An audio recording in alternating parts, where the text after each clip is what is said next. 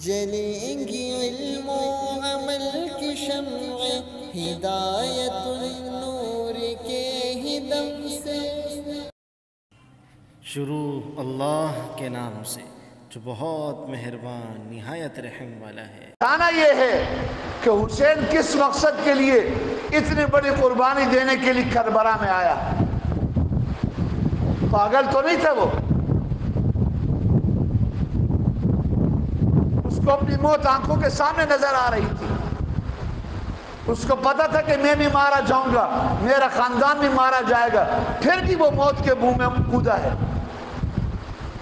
اگر وہ یزید سے صلح کر لیتا، اپنی زندگی بچانا چاہتا تو بچا سکتا تھا، لیکن پھر بھی اس نے نہیں، اس نے کہا میں موت کو قبول کرتا ہوں، شہادت کو پاتا ہوں۔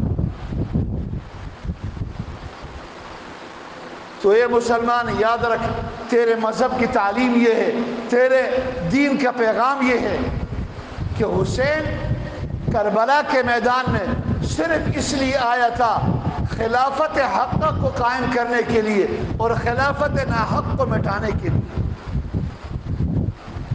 یزید کی جو خلافت ناحق تھی اس کو ختم کرنے کے لیے، اور حسین کا جو حق تھا خلافت کا اس کو قائم کرنے کے لیے آیا تھا۔ ایک نمبر دو،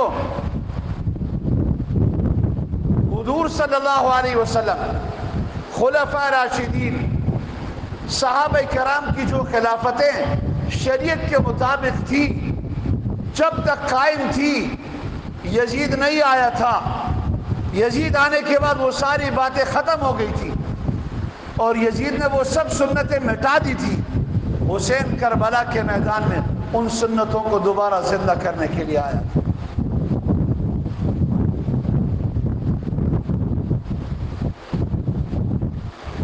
نمبر تین، حسین کربلا کے میدان میں اس لیے آیا تھا کہ میرے نانا کے دین کو ختم کیا جا رہا ہے، مٹایا جا رہا ہے، کوشش کی جا رہی ہے۔ اگر میں میدان میں نہیں آؤں گا، شہادت کو قبول نہیں کروں گا، موت کو اپنے سینے سے نہیں لگاؤں گا، تو ہو سکتا ہے کہ میرے نانا کی دین دنیا سے ختم ہو جائے، مٹ جائے۔ میں اگر سودا کر لوں گا اپنی زندگی کا دین بیچ کر، تو میرے نانا کا دین دنیا سے ختم ہو جائے گا۔ اپنی جان کی بازی لگا دی، شہادت کو قبول کر لیا، لیکن دین کو ختم ہونے نہیں دیا، اس لیے حسین کربلا کے میدان میں آیا تھا۔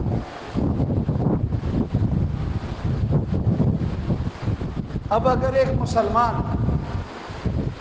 حسین کے کربلا میں آنے کے ان تین مقاصد کو جانتا ہے، سمجھتا ہے، تو وہ اسی کی فکر کرے گا تاکہ وہی بات جو حسین لے کر آیا تھا، جس مقصد کو لے کر آیا تھا، وہ مقصد قائم رہے، قیامت تک قائم رہے۔ تو وہ تو حضور کا متبع ہے، وہ تو دین کے پیروکار ہے، وہ تو دین پر چلنے والا ہے۔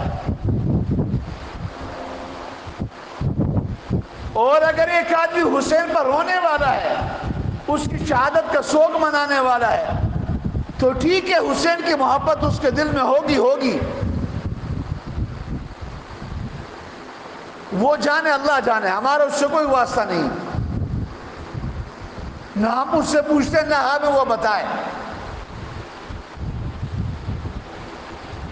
لیکن مقصد حسین کو وہ بھول گیا۔ حسین کا جو اصل مقصد تھا اپنے نانا کی دین کو بچانا، اپنے نانا کی دین کو پروان چڑھانا، وہ بھول چکا۔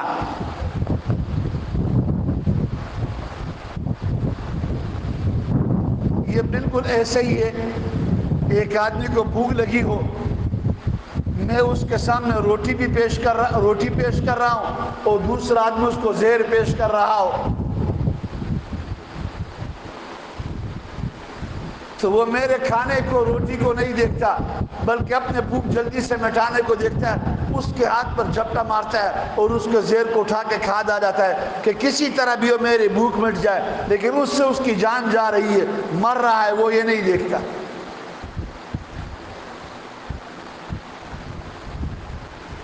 تو میں آپ کے سامنے نبی کریم صلی اللہ علیہ وسلم کا دین پیش کر رہا ہوں، حسین کے کربلا میں آنے کا مقصد پیش کر رہا ہوں، مسلمانوں کی کامیابی پیش کر رہا ہوں۔ تو آپ کو چاہیے کہ آپ اپنی کامیابی کے لیے، آخرت کی نجات کے لیے اس بات کو لیجئے، اس بات کو سمجھیے کہ حسین کربلا میں کس لیے آیا تھا۔